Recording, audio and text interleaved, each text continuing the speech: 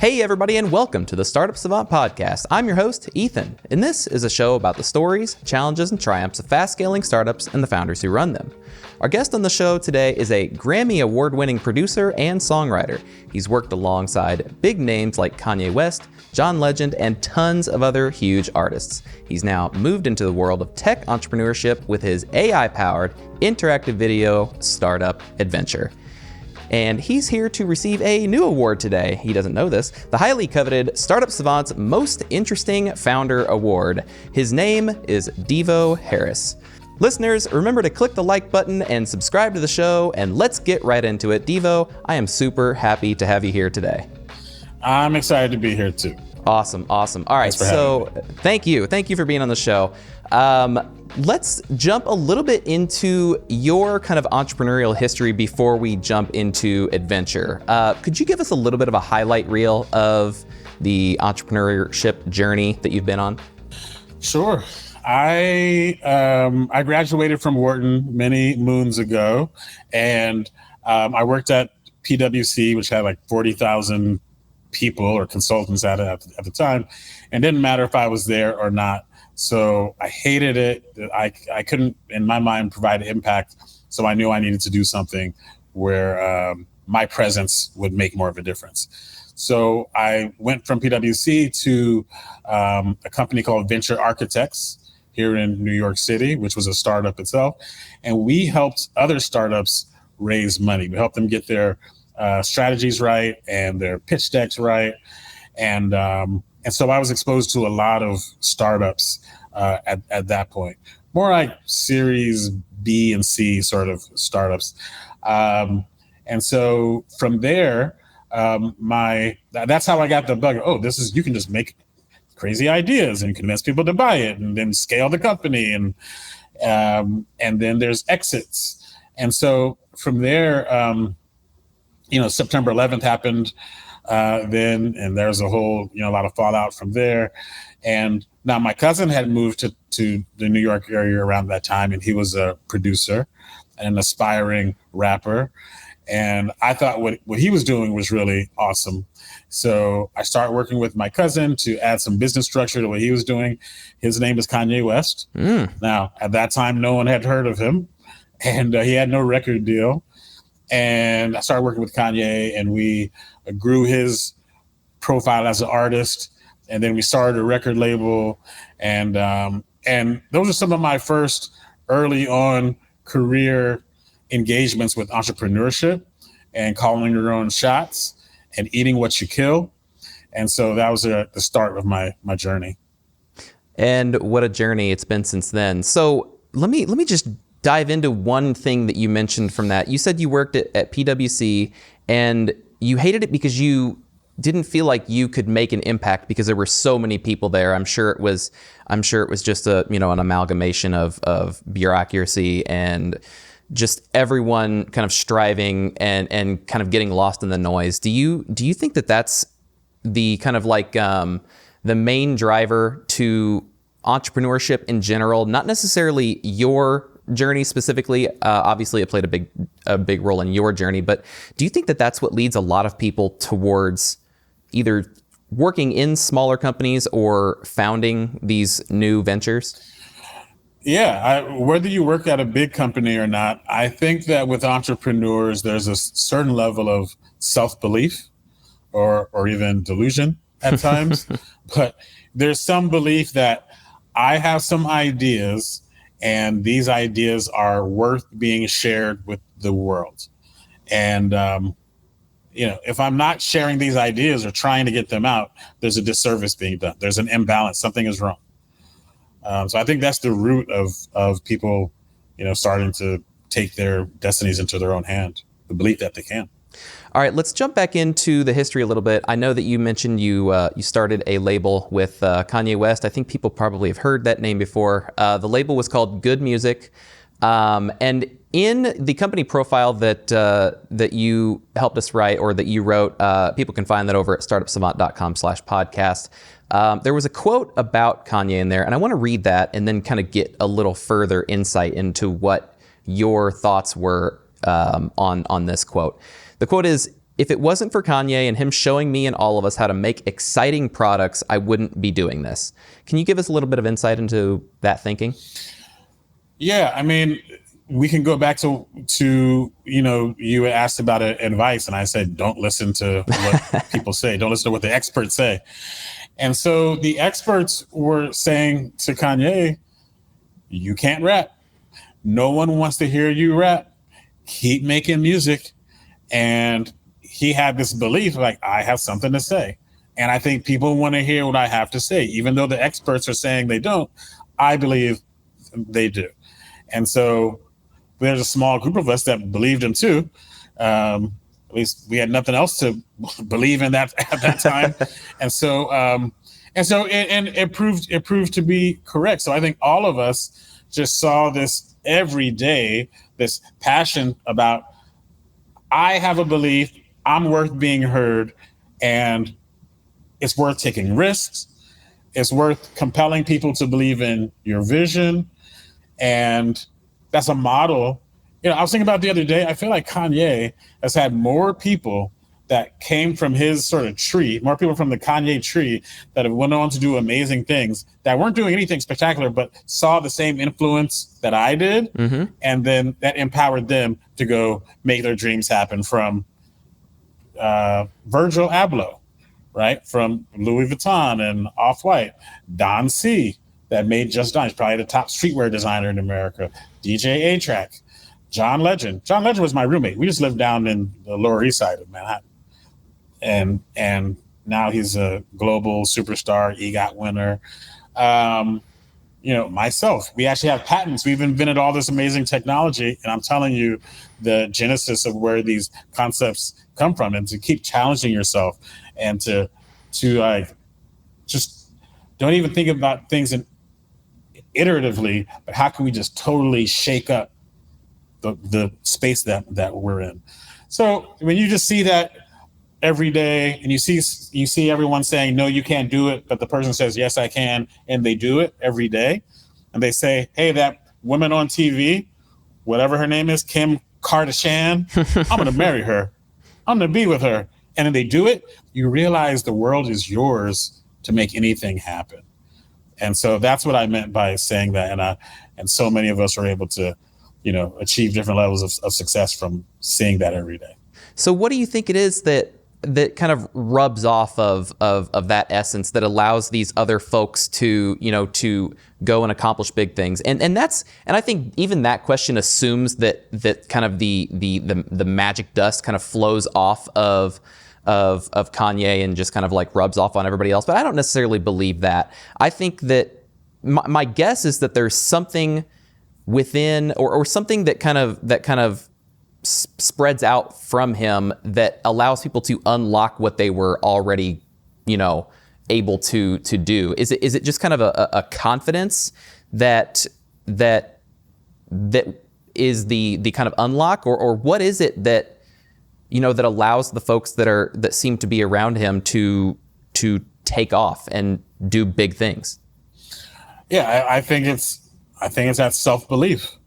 There's also an example of work ethic.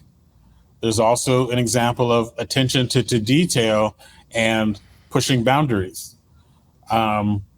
This is the same thing. I don't want to deify this one person, but I do want to point to the value of strong role models, for lack of a better word. Sure. This is why when we're in the workplace, we want to lead by example, right?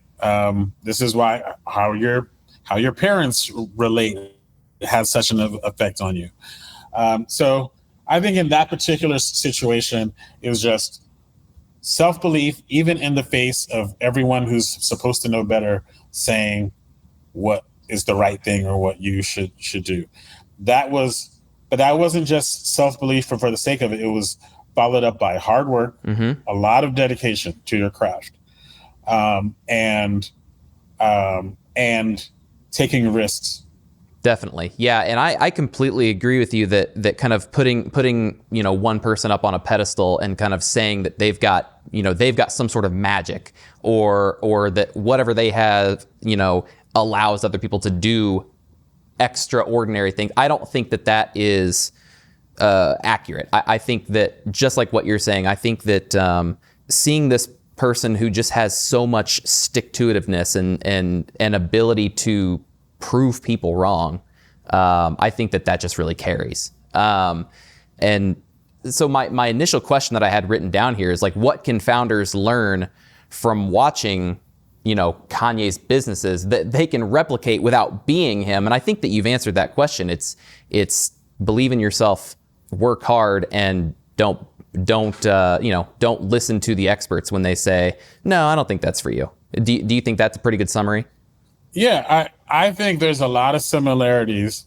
I wrote them down somewhere. I don't have them here, but between Kanye and Steve Jobs, both in terms of a relentless pursuit of excellence.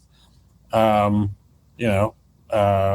is the phrase that they use about Steve Jobs, like sort of force field, like delusional force field? Oh.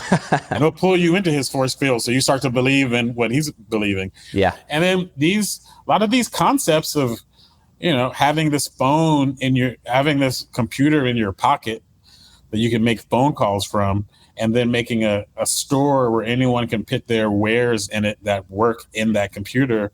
That's pretty revolutionary.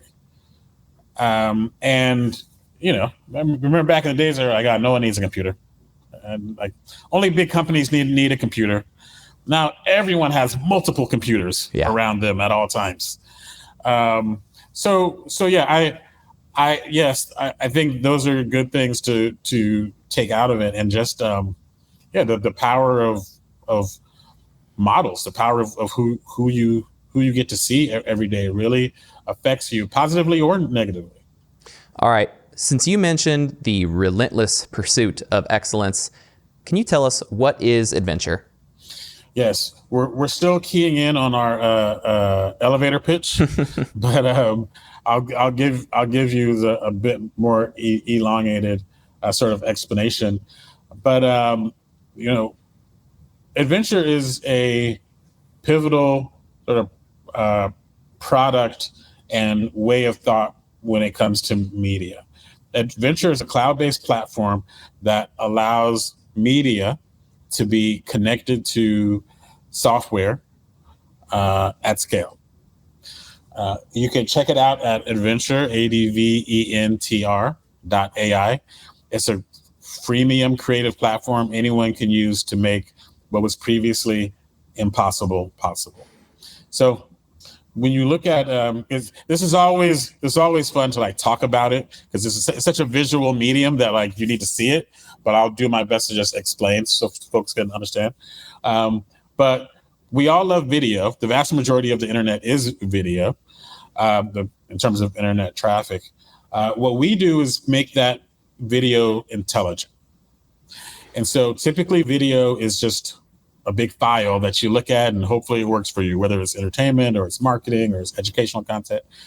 What we do is make that video smart and responsive. So now you can talk to it, you can touch it, it can be connected to your CRM. So everyone that you send out a video to gets their own personalized experience based on data that you have. It can be tied into external systems. So Ethan, you and I can both get the same video from Walmart, but you will have a different experience and see different items in that video because of your browsing history, because of where you are. I'll have a different experience. So we're really the bridge between video and data and software. So it feels like kind of personalized video that is also interactive. So I know that you've released this new, Smart Listen software or app that allows people to even talk to their video. So it's a really interactive experience that you're creating, not just kind of a one-to-many singular experience that is, essentially how we've been creating video for 100+ years now. Can you tell us what the problem that Adventr is solving for the folks who are using the software? Sure. Video is a key part of, well, most businesses' communication right now. And it tends to be a one-way communication that goes out to people, whether it's marketing, education, etc. And hopefully it works. Hopefully I send you this video with a t-shirt on it and you like it. And you buy the t-shirt next time you think about buying a t-shirt. What we do is allow for much more efficient, more productive communication, because the viewer, number one, we make the content more relevant for that viewer and give the viewer an opportunity to communicate back and take action. So if you may say, hey, watch this video, and then we want you to contact our office and text this number to this number, so then we can send you to a website. You can get a car insurance quote. A much more efficient way to do that is to say, hey, we have the best insurance rates. Tap right here in this video, and your text, your SMS function will open up, and we already have it populated. Car, make, and model. Just put it in, hit send, and we'll send you a free car quote. It's a much more efficient communication format that that has way higher conversion, completion. All the engagement metrics are significantly higher. If anyone out there has watched Minority Report, there's a scene in the movie where there's a few scenes, but you see Tom Cruise like running through a hallway, a public hallway, and they're saying, "Hey, John Atherton, hey, your American Express is about to expire," and it's all this personalized information that's coming to him, just relevant to him. Then he goes into the Gap store, and there's a hologram there that says, "Hey, welcome back. How'd those tank tops work out for you?" This is how we see the future. It's not just about interactive, but connected. So in this example, he goes into the Gap store. There's a woman in a hologram, says, "How are those tank tops?" He could touch the hologram. He could have spoken and said, "Oh, the tank tops are too small." Media of the future will understand what he's saying. And not just that, but it will be able to communicate to the Gap system and say, "Oh, he had medium last time. He said it's too small. Do we have large in stock? Let's see if he'll take 10% off of large right now, and then we'll just ship it to him." That is how we see media being connected to other systems. That's way more efficient than just a video and, "Hey, buy tank tops." And so we're building the infrastructure for that connectivity. So not just interactive, it's more about connected, smart media. So this obviously has obvious impacts on marketing and sort of creating very low barrier and very frictionless kind of like marketing campaigns through these interactive videos. Do you see other use cases outside of kind of the marketing industry adopting this sort of approach to video? Yes, I think in 10 years from now, what I'm saying to you will be like, yeah, duh. Of course I can touch a video or I can talk to it and it gives me what I want. It's the internet. Why wouldn't that be the case? No one has made those tools yet. I think in education, like teaching you Spanish and you literally saying, yo hablo, oh, okay, hold on, let's go back. And that's automated all through video. That's going to be a real thing. Even right now, I just saw yesterday, Netflix announced a new interactive rom-com that they're putting out. So we don't look at this as necessarily a vertical specific application. We look at this as a media application.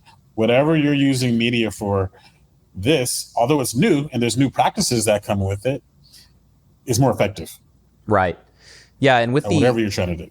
Yeah, with the explosion of this this generative AI since kind of late 2022, I've heard a lot of things about personalized media and how, we're not just going to have Disney or whoever creating one movie. They're going to, and maybe it's not even a big name. Maybe this democratizes the entire system.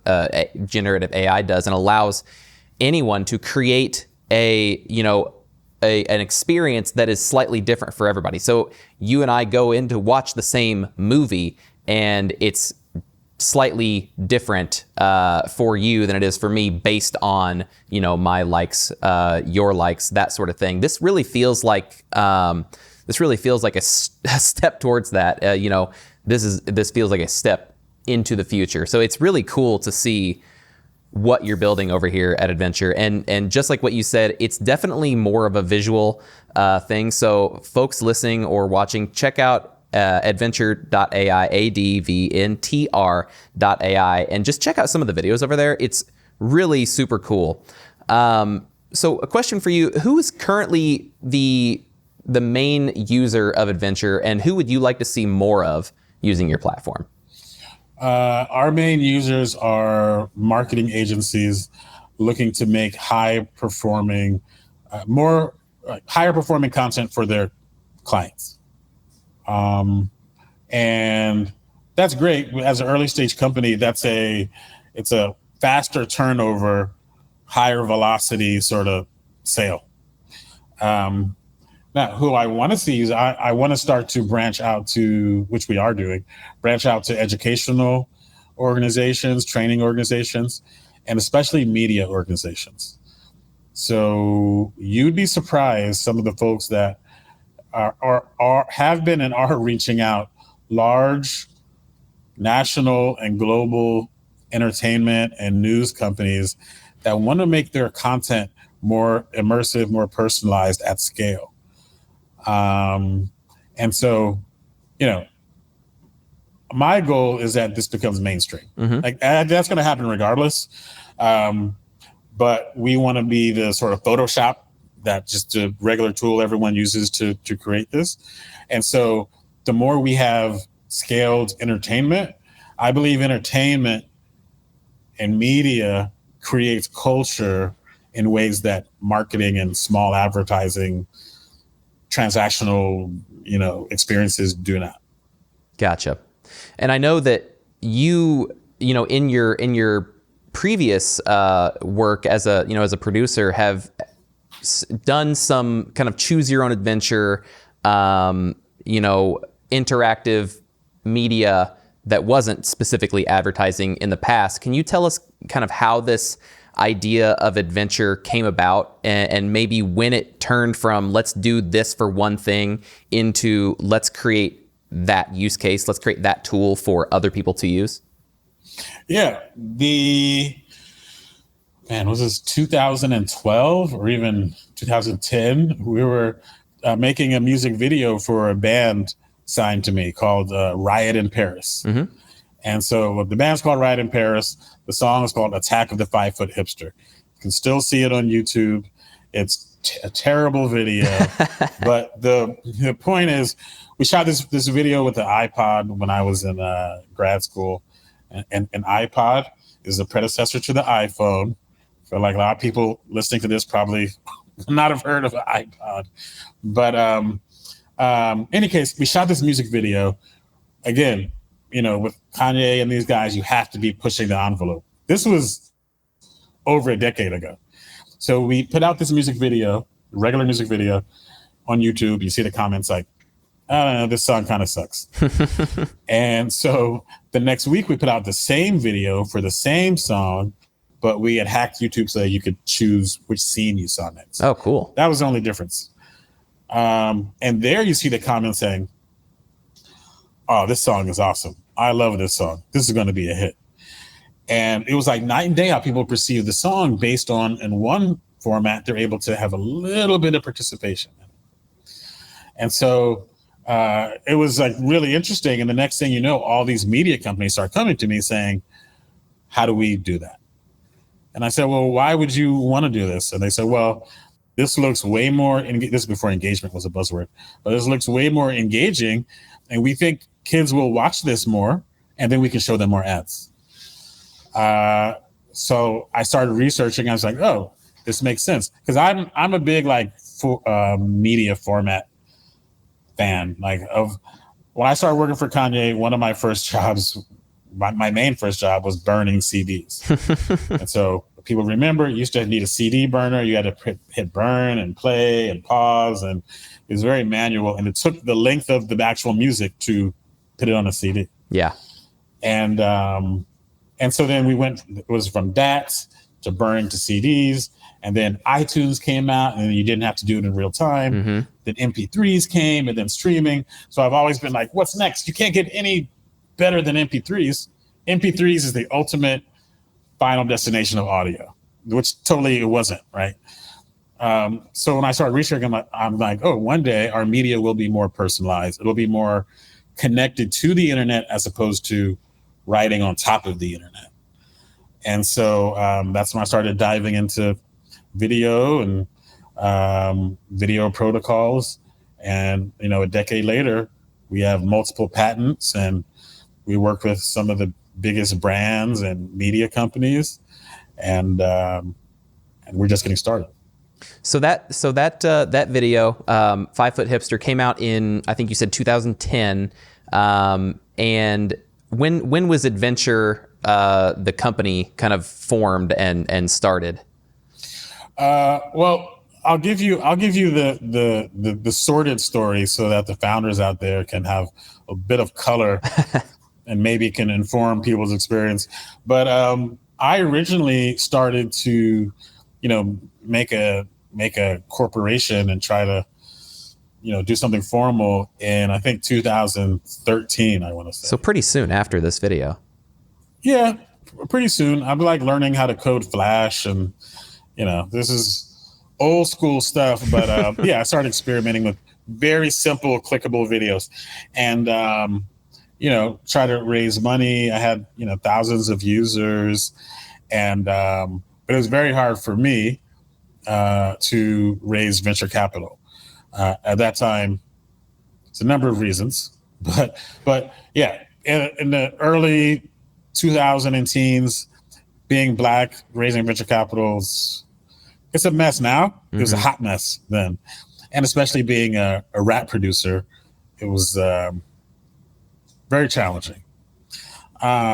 So that had its own sort of, that was its own experience. I ended up going to work at Vimeo. I shut that company down, went to work at Vimeo. I sort of reset my career, so I was no longer a rap producer. Like, so many years had to separate between that story and the current story. Other friends of mine didn't need such a reset. Sure. But yeah, I went to Vimeo as a product manager there. That's my only job, 20 years. And so sort of changed my corporate brand, if you will. And then took that information about sort of scaled technology platforms and started a new company in 2019. And that was based less on the choose your own adventure clickable video and more in this AI, how do we connect media and software? So you mentioned that I want to talk a little bit about this funding and the kind of issues that surrounded that, and that you mentioned it's better now, but it was definitely a hot mess back then. And what comes to mind to me is we see a lot of founders and people who get backed by angels or VCs or whatever, who come from a high performance history. Either they've been high performing in consulting, and that one's kind of obvious because it's business related. But you see a lot of high performers in sports. So, former Olympians or people that were, in the NFL or in the NBA or something like that. And it seems that they can get this funding based on this idea that they have shown that they have the ability to be super dedicated to a craft. But it seems to me that the work that you were doing, I mean, you won a freaking Grammy for the work that you were doing. It shows obviously that you were super dedicated, that you have high capability, that you are able to produce. And so many times the ability to produce in one area equals, or doesn't necessarily equal, but really shows the ability to produce in another area. So I guess, what do you think? I mean, does it all come down to, who has the money and who's asking for it and what they look like, and, male, female, black, white, gay, straight? Does it come down to that, or Well, yeah, I think a lot of it does. I believe now there's starting to be a bit more empirical, starting to be slightly a bit more empirical ways to judge potential success. But early stage, when it comes to capital for early stage companies, there's not a lot of data to go off of.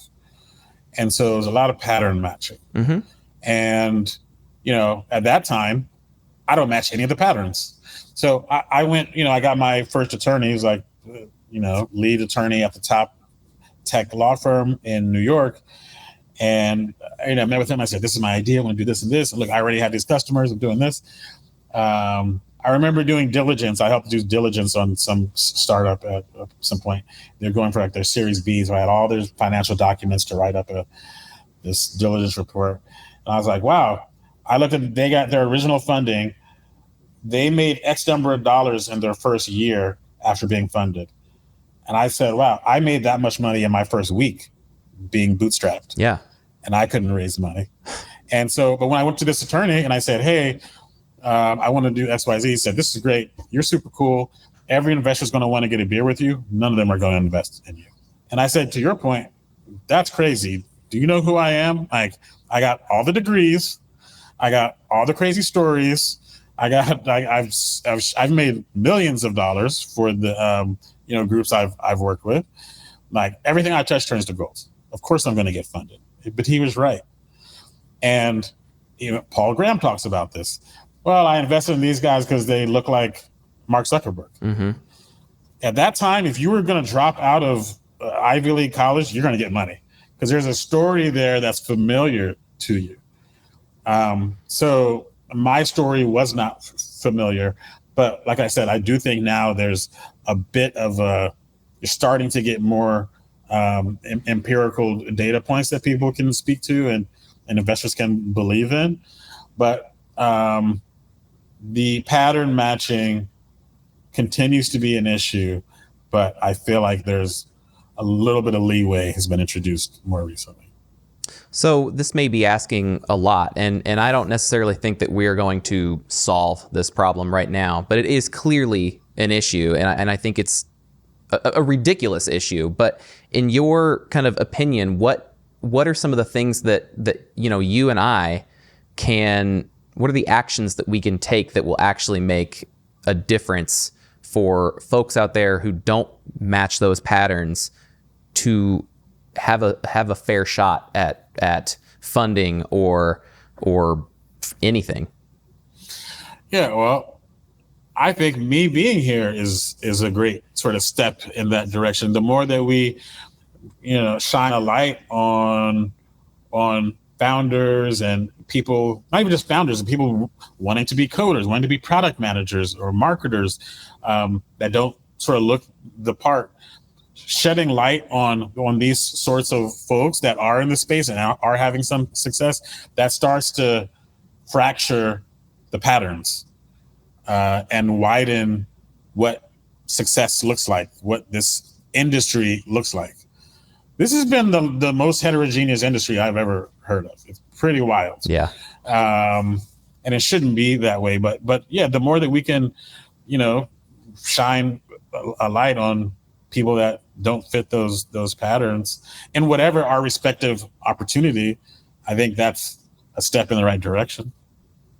All right, let's move on to another topic, and this is creating experience. And I know that this is something that you care deeply about. Obviously, when you were when you were producing songs and albums and music videos and that sort of thing, it's all experience. It's 100% experience. And I think that people who are creating businesses sometimes look at their business as just that. It's kind of transactional. It is just a business. It's, I am selling you a product, you are buying a product, whatever. But I think that is a real missed opportunity to kind of create a beautiful experience. So when you were producing a song, or like I said, a music video, an album, whatever, how did you decide what type of experience you were going to try to create with that particular piece of work? Yeah, that's a great question. And we could spend all day diving into that. But, we would just start at what is authentic to this creator, to this artist, and then how do we create a world around that? So, Kanye West's first album, College Dropout. The whole theme is around, the whole theme is how do we sort of, the bigger idea is how do we invite regular kids, suburban or college or whatever, to be in this world of this hip hop world. And so we did lots of things, from the music to the skits to the music videos to the promotions to the pictures, being very different, being very preppy, being satirical, having like HBCU, like Black fraternity stepping music. We wanted to make a whole world for you to sit in, but a really fun, exciting world you could relate to, but it's a little bit cooler than your world, but it still had some of the same themes. That was just something it was relevant for Kanye and was a relevant world for the customers that we wanted. John Legend was same thing with him. It was very clear we want to do the same thing with church as we did with college. So this first album, you'll see John in church a lot of organs, a lot of group vocals, but we're still talking about relationships and sex and like getting high and all these like things that are edgy in this church space. And so even bringing that to Adventr, we are an experience company. I agree with you 100%. I think the best companies, the Apples, the Googles, they don't just sell you a product, they give you a world to live in. And it's almost like a lifestyle. When I look at Adventr, I'm trying to create like a lifestyle brand. And I tell our company, our team, we're not offering a video app, like a video making software. We're offering a journey into the future. When you sign up for Adventr, you will always have the most cutting edge media tools. Don't even worry about what's going to happen. Just know every few months we're going to be like, okay, now you can do that. Now you can talk to the videos. And we have a film coming out, and we're going to be making music videos and creating this pathway to the future, which you can be part of for just $99 a month. So yeah, I think you're selling yourself short in this day and age if you're just selling a transactional piece of software and not offering a bigger experience around it. So for the people that don't have this kind of like artistic background that you have, what do you think, or what would you recommend the best way that they learn to kind of build these more immersive experiences, even for products that don't necessarily lend themselves to an immersive experience? What do you think the best way for somebody to learn how to do that is? Yeah, well, I've won awards for creativity and whatnot, but like, I don't know how to play any instruments. I don't know how to shoot any content or how to really edit a video, but I know what I like. And I think enough other people have a similar sort of mainstream thought process as me that they might like the same thing. But, I think that for us, we offer these tools, but to your point, offering these tools to people who have never conceived of this sort of thing is not enough. So we have webinars, we have a YouTube channel, we have FAQs, we have original content that we're putting out. We have Adventr of the Week where you can see what other people are making, best practices. So we are building educational and community experiences, just like we're building these creative tools. So, if you do want to learn how to create this sort of content, again, you can go to adventr.ai, and there's so many educational opportunities on there. And, frankly, you don't need to be Steven Spielberg to make these experiences. A lot of the biggest success that our customers have had are with very simple experiences that are made repurposing existing content. Marc Jacobs is one of our first customers. They said, hey, we have these ads that we spent a lot of money on with all these dogs in it, just amazing, expensive dogs. And we have some like Marc Jacobs bags in it. But you can't do anything with it. You don't know what that bag is called or anything. Okay. Within a couple hours, go in and show them you can do this and this. They took that same content, now just put in some label saying, this is this bag. This is this bag. Tap here if you want to learn more about this bag. And we got 56% conversion rates of people leaving social media to go visit the product pages of Marc Jacobs versus 0 before. 56%. Just from you adding the ability, say, hey, this is what this is. If you want to learn more, just tap right here and we'll take you there where you can learn more. Even that is not possible in the marketing videos that you see today. Wow. Yeah. And they didn't spend one penny on extra content. So my point is just that you don't need to have a big budget and have those big directors, and you don't. Just go on here, add a button to it. That's a start. Yeah, and this sounds like something that is in the realm of, if you're a founder and either you've got some spare time or if you've got, a marketing team, just like spend the $99 and tell somebody to go hang out in the ecosystem for a minute and see what they can come up with. That seems like a no-brainer to me. Yeah, I think so too. And I think one thing that we're working on now is improving the messaging around that, and that the point of Adventr is not about like cool videos or fun videos. It's really about ROI for our users. People watch longer, they share more, they buy more, they click through more, dramatically more. And so we've got to do a better job at communicating that. All right, let's move on to my favorite question that I love to ask everybody that comes on the show, and that is, what is your number one piece of advice for early stage entrepreneurs? Find clarity in who you're offering your product to. Find clarity around the problem it solves for them, and market the hell out of that message to that ideal customer. Sweet and simple. Yeah. Easy. All right. What is next for Adventr? What are we going to see? Obviously, you said that every 3 months something new is going to happen, so people need to keep their eyes peeled. But is there anything that you want to particularly talk about today? Yeah, I mean, I'm super excited about Smart Listen. That's and again, that's the ability for you to talk to videos, or for them to talk back to you. You can ask it questions; they can ask you questions. Great for training and quizzes and just really fun karaoke experiences. So you can see a bunch of that on our site in the next couple of weeks.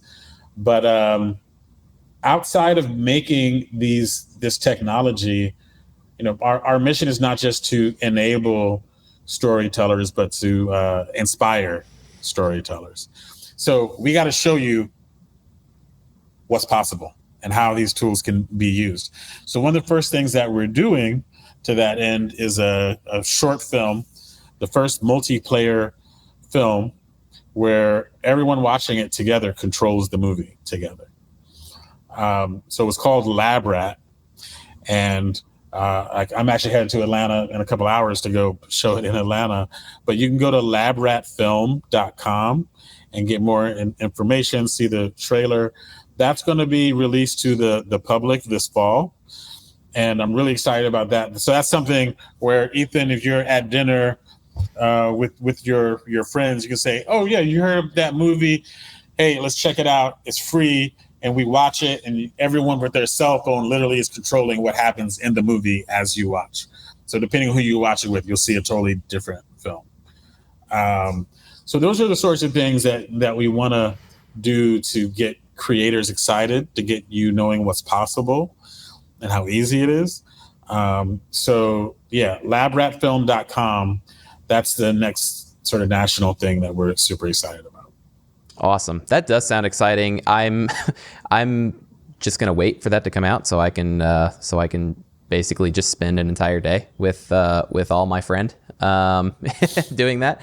But this has been a ton of fun. I'm super stoked that you came on. And we'll get you that award in the mail, the Startup Savant's Most Interesting Founder Award. Nice. But before we present that to you, one last question: where can people connect with you online, and how can our listeners support Adventr? Yeah, you can connect with me at Spring Steezy.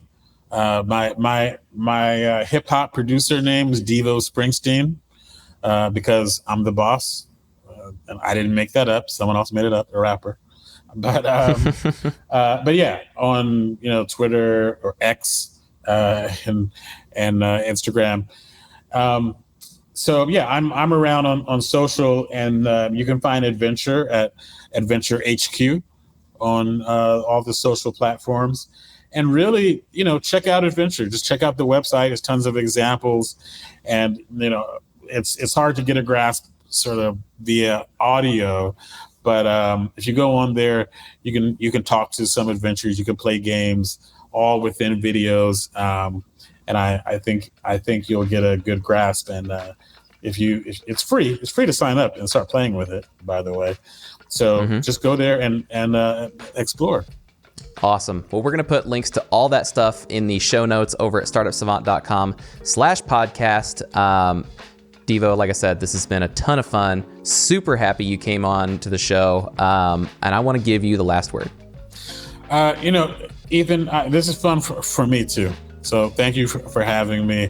I hope that people found some nuggets in my rambling to that is of value to them. But we are really a because of the challenges that I faced whenever I came into this space.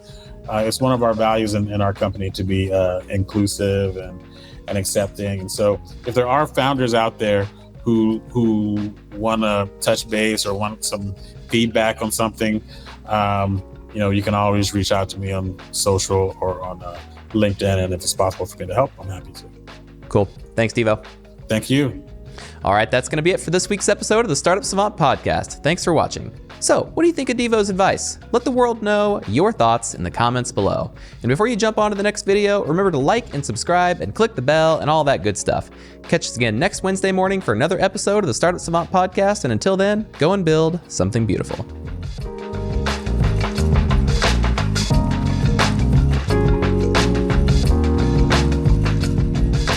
The Startup Savant podcast is produced by Truick.